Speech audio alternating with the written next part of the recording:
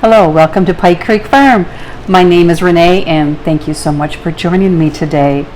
Today I'm going to be canning. Yay, one of my favorite things to do. And I have 2 pounds of onions. These are candy sweet onions that grow here locally in Michigan that I get in my veggie box, and I got quite a few. So I'm going to can them. I am going to use from this book, my favorite ball book. Man, I shouldn't say that. I like them all. Balsamic Onion Jam. It's on page 59. And I'll try to find an online link for it and link it. You know, I hopefully Ball has it on their website. But this is something I made for the first time last year, and I have 1 jar left. I had stashed it away, forgot about it, so that's the only reason. And here's a picture of it on a burger. It is so good on burgers. It is good on steak. It is, I've used it with eggs and like in omelets. I've used it on top of meatloaf or inside meatloaf. I've just used it so many ways. You can make a salad dressing. In fact, I think they give you the recipe in here for how to make the salad dressing. I'll have to try that because I love balsamic dressings. So it's a very versatile recipe that you can, you know, you don't want to chop an onion and take the time to caramelize it up. Grab a jar of that and use it. So since I have excess onions that probably won't last, you know, that they'll go bad before we can get to them all, I'm going to can them up. Bring you down and we will can balsamic onion jam. And it makes 5 half-pint jars. And I am going to use the squatty half pints. So let me bring you down and show you the process and what ingredients we need. So first thing we need obviously is onions, and it's 2 pounds of onions, and I did weigh them. I'm not good at doing the conversion, so I have a inexpensive digital scale that I use for weighing my ingredients for some of these things. Let me get you so you can see everything. This is a water bath or steam canner recipe, so I do have my steam canner here. And the other ingredients that we will need are, well, balsamic vinegar. You need a half a cup of that. You need real maple syrup, and I'm using Michigan maple syrup, local. I'm very fortunate that we have that. You need salt, ground white pepper. I bought white pepper last year for this recipe, so I had to find it. 1 bay leaf, 2 cups of apple juice. You could probably use water, but apple juice adds to the acidity and the flavor, so just use apple juice. I just bought great value. Nothing fancy schmancy. And then 3 tablespoons of the Ball low or no sugar pectin. So I have a container of that. And this is how the Ball pectin comes now, is in these little canisters, so you just measure out what you need. And then a half a cup of sugar. So what we need to do is put the first 6 items in a Dutch oven. I have my pan here, and you need to have the onions diced. So I am using my handy dandy chopper. I was debating on what size. I'm going to do the little bigger. I can't remember what I used last time. I'm going to write it in my book this time. Always keep notes. And I don't think I want it so small of a dice that it just disintegrates. That's my fear. So I'm going to stick with the bigger of the 2 options with this chopper. And we are going to chop up all these onions. Now, if you don't have a chopper, you can dice it by hand.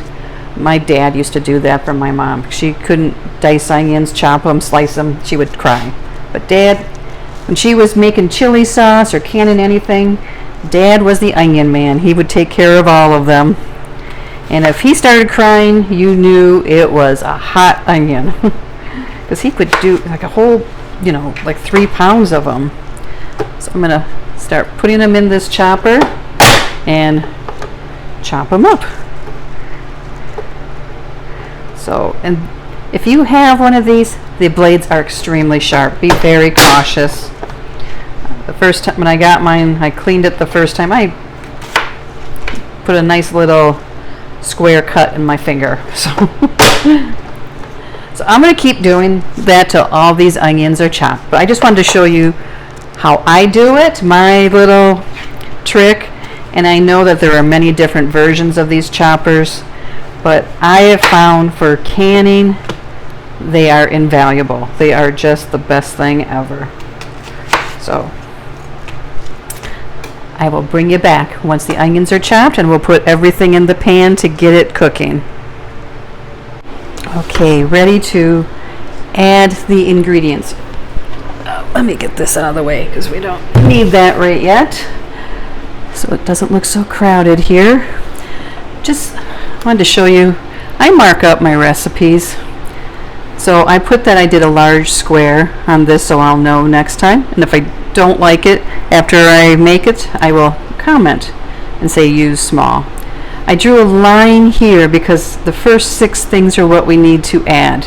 And then these 2 get added, the apple juice and the pectin, and then the sugar is last. So I kind of broke it up because it's easy for me to get lost in that and get a little carried away and add something I shouldn't, or stop too early.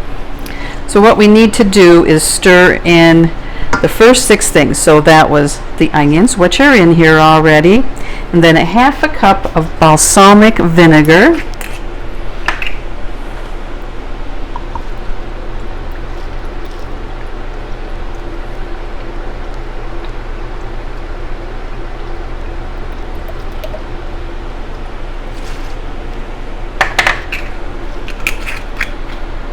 and then half a cup of maple syrup.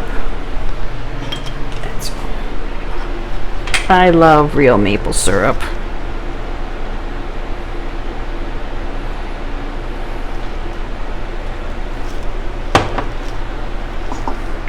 I'm gonna make sure I get it all out.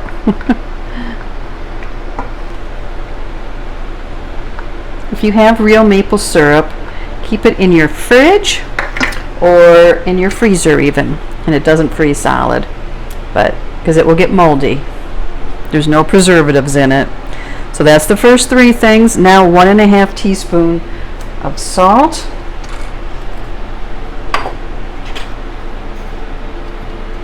So there's a half.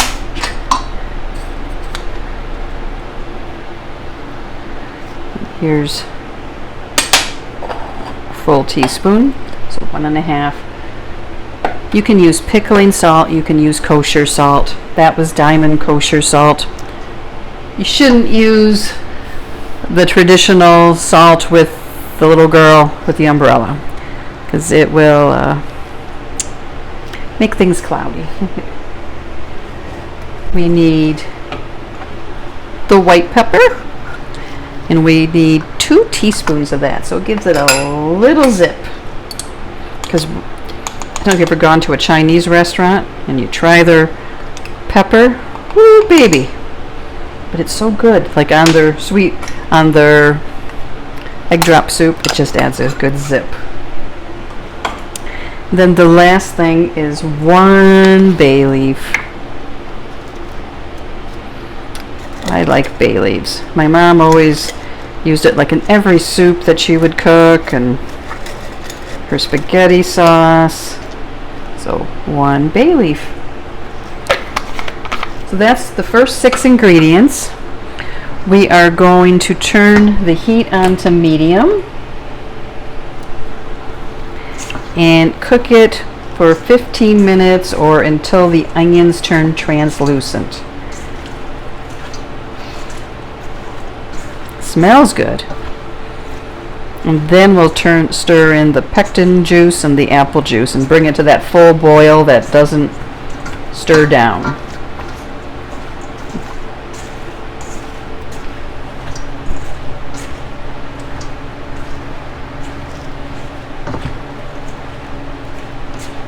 So I'm hoping that I end up with exactly the 5 pints, since I did weigh the onions. I don't remember if I did last year. I ended up with the right amount, but I'm keeping track this time.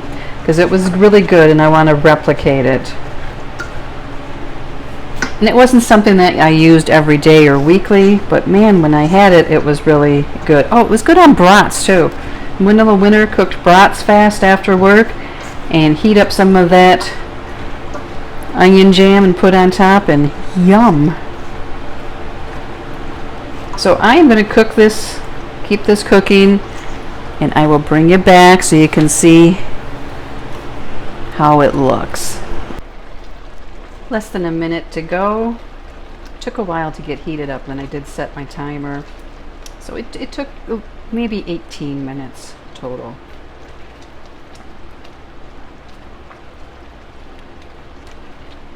But everything's getting soft, the onions are getting translucent.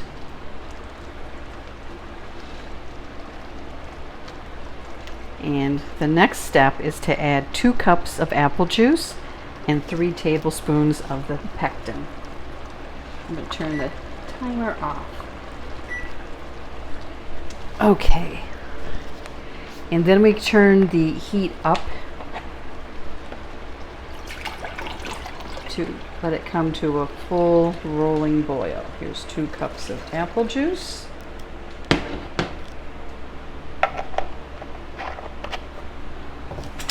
So 3 tablespoons of the pectin, and it's the low sugar. 1, 2, 3. So if you were using Sure Gel low sugar, it would be 1 pack, 1 box, but the ball doesn't come that way. So let's get it all dissolved, get it stirring, and then return to a full rolling boil.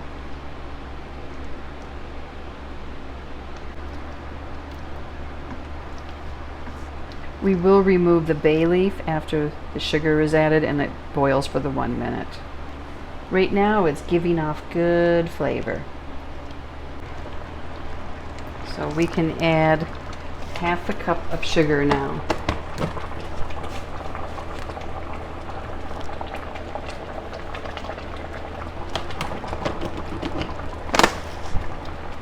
Stir that in to get it dissolved. And then wait for it to come to a hard boil again. Then once it reaches that point, I will set the timer for 1 minute. I have found for me with jams that is what works best.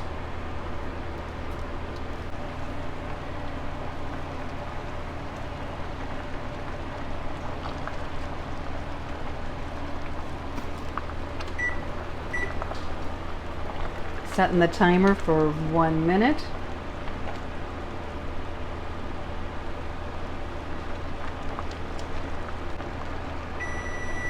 There we go. Okay, time to fill the jars. You need a 1/4 inch headspace, which is way up at the top. I do have my debubbler.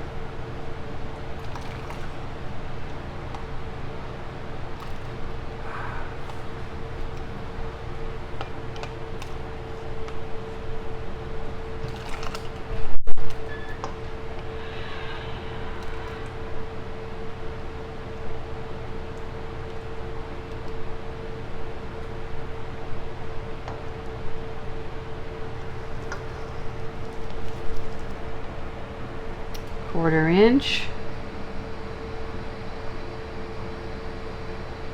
Don't think there'll be any air bubbles, but you know what I forgot? Oh, here I found it. To take out the bay leaf. So wipe the rim. Get all that sticky stuff off. Put the flat lid on. Finger tight just till it stops. And onto the steam canner rack.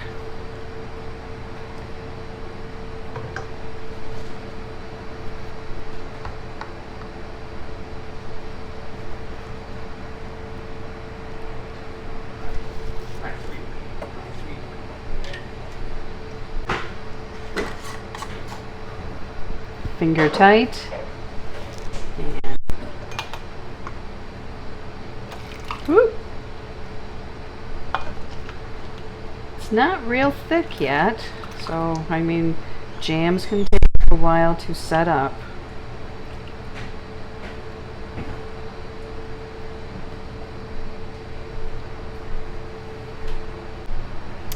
Measure, needs a little more in that one too. There we go.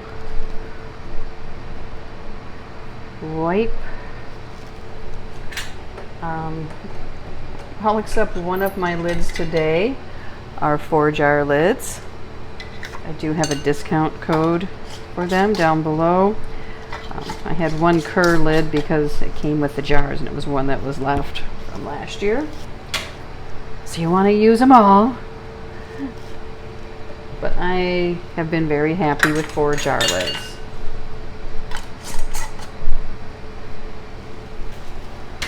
Okay, one more. Looks like it might be more than that. And I weighed everything and measured. It always surprises me when that happens. Okay, here's one I had in the dishwasher, staying warm.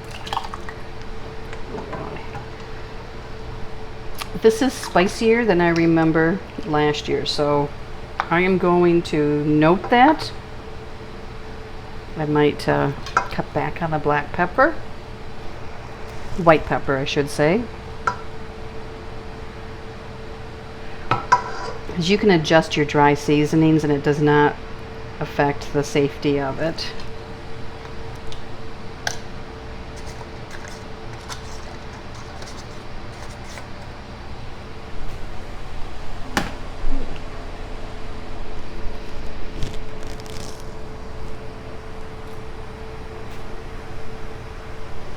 I am going to put the lid on my steam canner and let it come up into the green zone, to the correct spot on my gauge. And then I will start timing for 15 minutes. Here they are. I just removed the lid. I let it rest for like 15 minutes, then took the lid off, and then they started popping right away, and oh, it looks so good. The last one I did doesn't have as much onions, so that'll be one we use up right away. But thank you for coming along as I canned balsamic onion jam, and I hope that you enjoy this recipe. And if you like it, if you like this video, if you push the like button and subscribe to my channel to see more. See you next time at Pike Creek Farm.